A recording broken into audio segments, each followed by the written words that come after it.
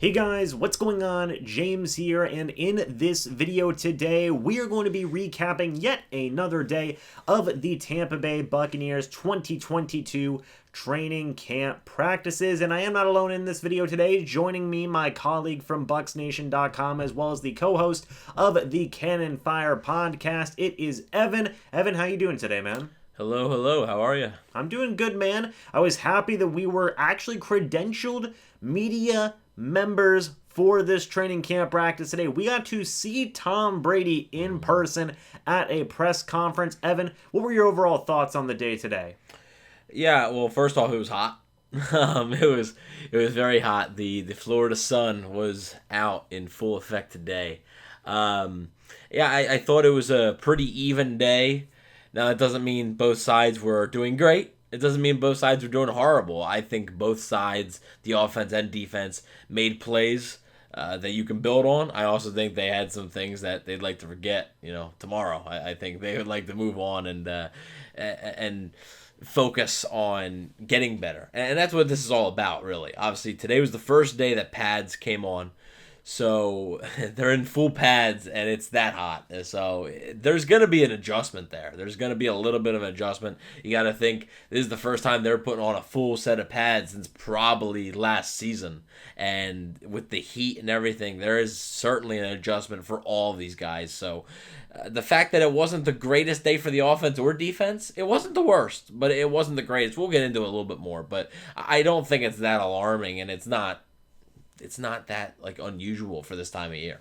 Yeah, it wasn't a situation where it's like, oh, the offense was terrible or the defense was terrible. I think you put it perfectly when you said things were just kind of meh in practice today, right? Things weren't spectacular on either side, and that's not necessarily a bad thing. Look, this was the first day in pads today, full pads, I guess I should say, and there is going to be a little bit of an adjustment period, like you said. There were positives to take away. Certain guys had good days today, and we'll talk about that more on a player-by-player basis in a moment. But yes, Evan, I do agree with you whenever you do say that, yes, this was more of a meh kind of practice. Not a bad one, not a great, fantastic one either, somewhere in that middle. But let's go ahead and start breaking some stuff down on a player-by-player basis. We're not going to spend too much time on all of these guys, but a couple of guys who did have some noteworthy plays throughout practice today, Evan, on the offensive side of the football in that wide receiver room was Scotty Miller and Tyler Johnson. In the case of Scotty Miller, he basically replicated his play from the NFC Championship game against the Green Bay Packers, and in the case of Tyler Johnson, he had a couple of really nice passes over the middle from Tom Brady throughout practice today. What were your overall thoughts on Scotty Miller and Tyler Johnson? Well, obviously, those two players, they're battling right now, actually. They're battling for spots, especially with the addition of Julio Jones now. They are battling first spots now on this roster, so they both need good camps. And I don't know if the Buccaneers are going to keep both of them. Both of them had pretty good days today, but I just don't know if the Buccaneers are going to keep both of them. So while it was positive that they had those days today, they need to stack them up more, more and more. And we'll see what happens because they are two guys who are going to need to have two pretty good camps. And today, with the first day being with pads on, today was a pretty good start. Yeah, for sure. We've talked about guys in days past like Cyril Grayson, like Brashad Perriman, veterans who you may consider favorites for those last two wide receiver spots if they decide to only carry 6. So Tyler Johnson, Scotty Miller, these have been guys who have definitely been on the outside looking in terms of these position battles, like you said. So it's a good thing that they did get some form of momentum in their favor today. It's the first time we've mentioned them in any of these training camp recap videos. So all in all, it is nice that they are getting the ball rolling a little bit. Another wide receiver who showcased a little bit today, Evan, was one of our top guys, both me and you, Jalen Darden, who did a couple of nice things as a receiver, caught a really nice pass from Kyle Trask, but also showcased some of his abilities as a returner, which is something a lot of people were hoping he would have done starting last year whenever they decided to replace Jadon Mickens with Jalen Darden. Seems like he is trying to build some momentum again in his favor after a not-so-great rookie season. What were your thoughts on Jalen Darden? He's another guy who I don't think he's on the bubble, but he's got to have a good camp. I don't think he's in danger of getting cut just because he has a very specific role. I think you know what his role is. You mentioned what his role is. He's going to be your kick returner / punt returner. Now, I mean, they did give, and they have given Scotty Miller some shot there at that spot, which shows me that they're trying to give Scotty Miller every opportunity to make the roster. But right now, clearly, they have faith in Jalen Darden being that guy. He struggled last year, just like you said, and they stuck with him though through it. It's not like it was a rebuilding year. Like, they were trying to win football games, and they still stuck with the guy who was struggling. And I don't think he's on the bubble. However, he's a guy who I think, kind of like Kyle Trask, he needs to have a good camp. You need to feel a little bit more comfortable, I think, heading into the regular season with Jalen Darden than you did last year. And I think he's got to show improvement. And today he looked really smooth today is the thing that's how I would describe it. I don't think it was anything flashy. It was smooth, it was crisp, and he needs again, just like the two receivers we mentioned earlier, needs to stack those days now. Needs to get another one soon, Needs to get another one. Needs to show out in the preseason games. I mean, this is a guy who really needs to have a good camp. I know we're talking a lot about the receivers needing good camps. That's what happens when you have such, the top 4 receivers on this team are what they are, right? These receivers in the back end need to have good camps to keep their jobs.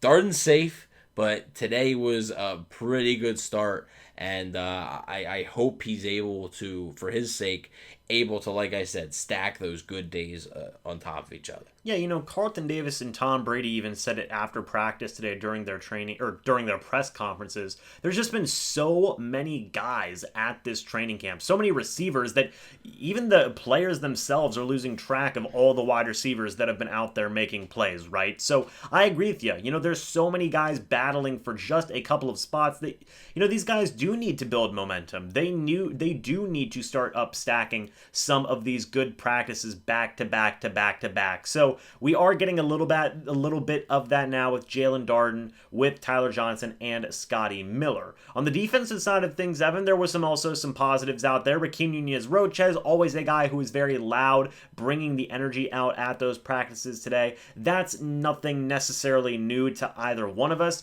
One thing that is a little bit new, a couple of new players. You did have Don Gardner, I believe is his name, right? Just activated off the PUP list. He went up against Mike Evans on a deep ball from Tom Brady.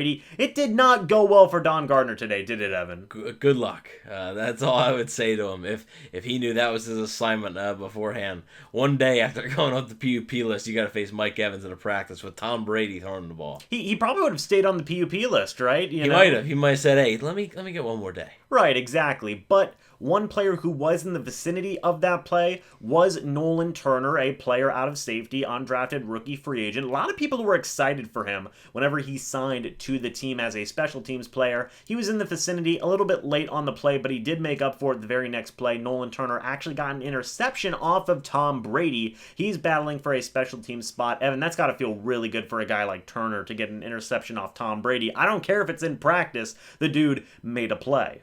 And that's what you have to do. When you're battling for a spot here, you got to make the memorable plays. What's more memorable than picking off Tom Brady, So I don't care that's practice. I would keep that football. I mean, I made a great read on it. I think it was a pass to Kyle Rudolph, kind of an up and out, and he just read it. He read it perfectly, made a great break on the ball, and was able to pick it off.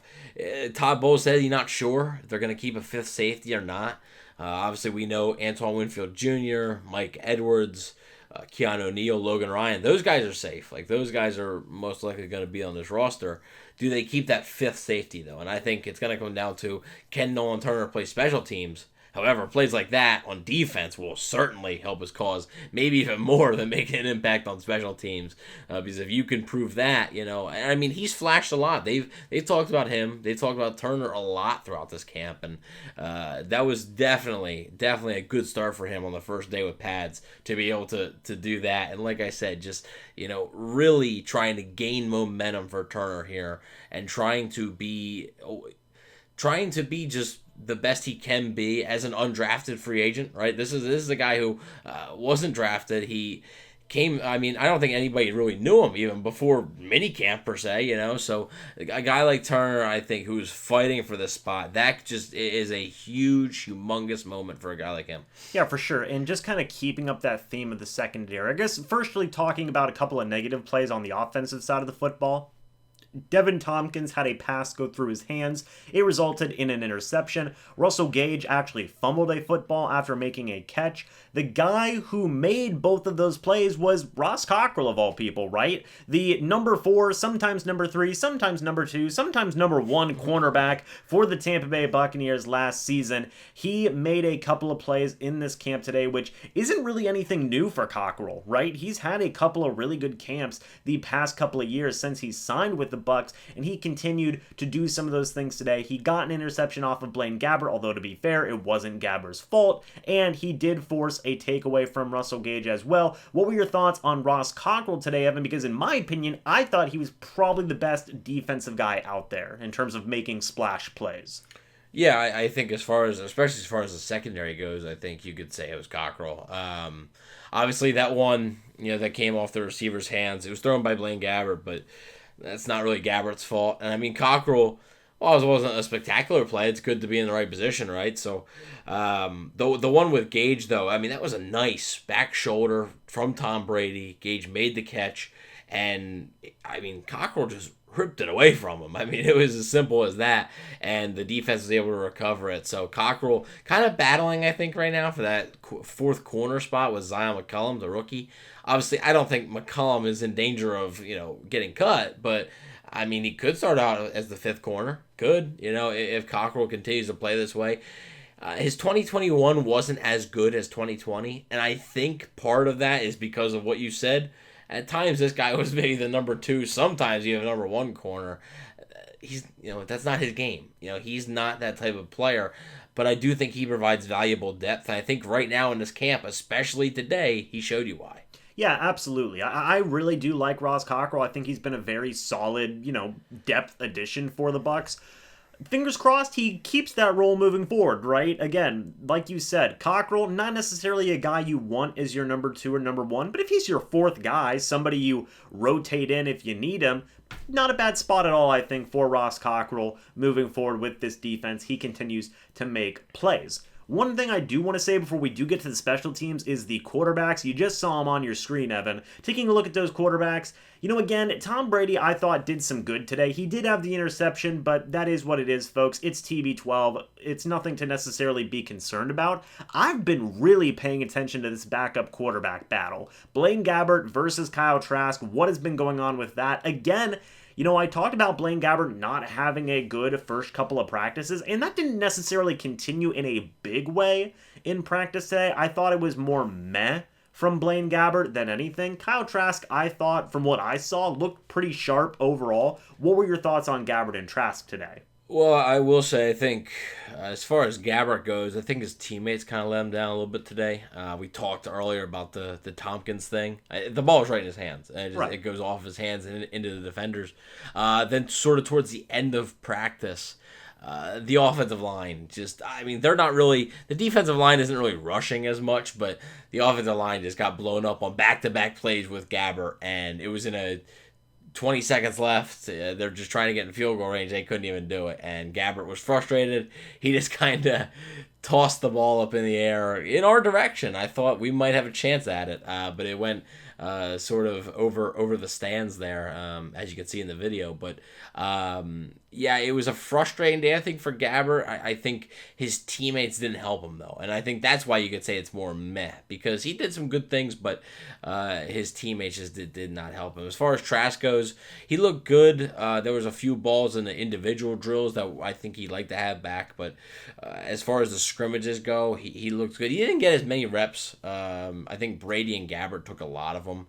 Especially Brady. Brady took a lot of reps today, which maybe being the first day in pads that you want the starter to do that. So you got a limited look at Trask, but as I said on the Cannon Fire podcast, I mean, it doesn't matter what the depth chart says. Like, Blaine Gabbert could be the number 2 quarterback on the depth chart, but what needs to matter is when you come out of this preseason, you have to be pretty confident that, Kyle Trask played better. Kyle Trask played better than Blaine Gabbert. And if you don't, then that's a problem. But, I'm not rooting against Blaine Gabbert. I'm just saying as far as the development and what the Bucs hope Kyle Trask can be, you hope for his sake that he can prove that he is the second best quarterback on the roster, because he should be. Yeah, absolutely. And I think so far we've seen that, right? Of course, game time situations against other teams, way different than what's going on in practice. But so far, I think that idea is happening, right? I think Trask has outplayed Gabbert so far up to this point in training camp. And overall, I've personally been pretty impressed with what I've seen from Trask in terms of his growth and development overall.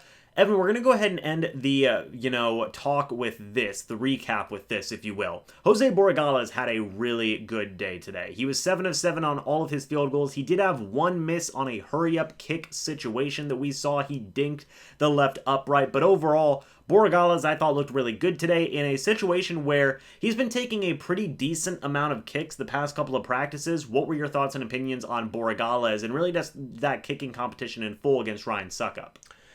It's a competition. People may not realize it. Maybe they realize it a little bit more now, but it's a legit competition. Jose Borregales, the second-year player. Ryan Suckup, obviously the veteran, who was fantastic for them in both 2020 and 2021. But they really liked Borregales. They were worried that some team was going to maybe poach him last year when they had to cut him. They were glad to be able to get him on the practice squad. I'm not sure if they can do that again this year. So I think, and I've mentioned this on the podcast as well, I think it's going to come down to the actual preseason games, not necessarily practice of, who makes the kicks during the actual game situations, right? Just like we talked about with Trask. It's different.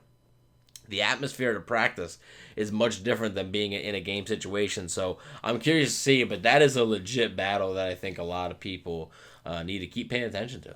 Absolutely, and you guys did see it on your screen. Just a note to kind of wrap this up. Keyshawn Vaughn had a drop today. Me and Evan both had some talks and some comments about that. Vaughn has overall been meh, I think, so far. I think that's the theme of this episode, huh? Yeah, it's just kind of meh, and today it was meh, it was when Keyshawn Vaughn had a drop. It is what it is. It's the first day in practice, folks. This isn't necessarily a bad thing to have a middle of the pack kind of practice. We're going to be watching it tomorrow, Evan. We'll be having another recap video up tomorrow. For all we know, it could be a fantastic practice tomorrow. This isn't a doom or gloom type of situation. There were a lot of positives to take away from this practice today, and there were some negatives as well. Hey, that's football. That happens during some times in practice, but overall, there were some guys who had some really good days today, Evan, and I think that they can hang their hat on that and move forward into these full padded practices with some good momentum in their favor. But folks, we're going to go ahead and leave you with the remainder of this footage. Evan, I want to thank you for being on here. Guys, go subscribe to the Cannon Fire podcast on YouTube. Go check out Evan's work at BucsNation.com. He just had an article out recently recapping this day's worth of practice, which you can go read all about that. Thank you guys so much for watching this video or listening to it on audio. And again, as always, guys, we will see you all in the next video or the next live stream. But until then, and as always, guys, goodbye for now, and go Bucs.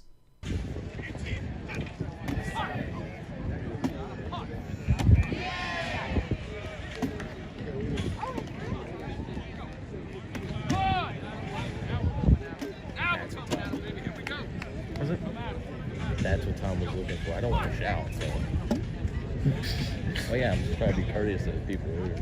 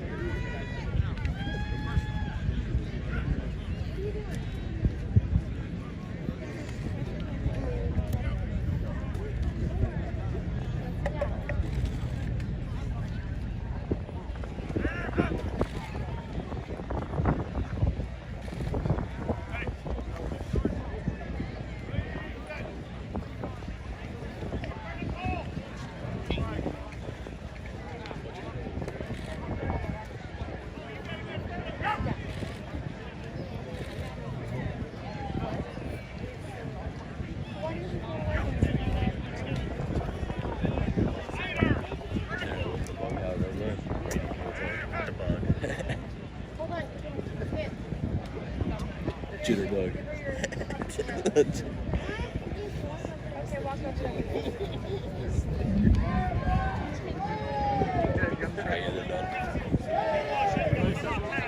The hair, yeah. I thought it was him this morning. But There he is. undercover Chris.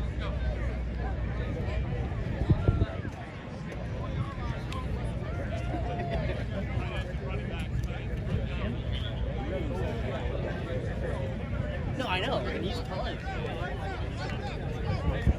Yeah. All right, guys, no more cell phone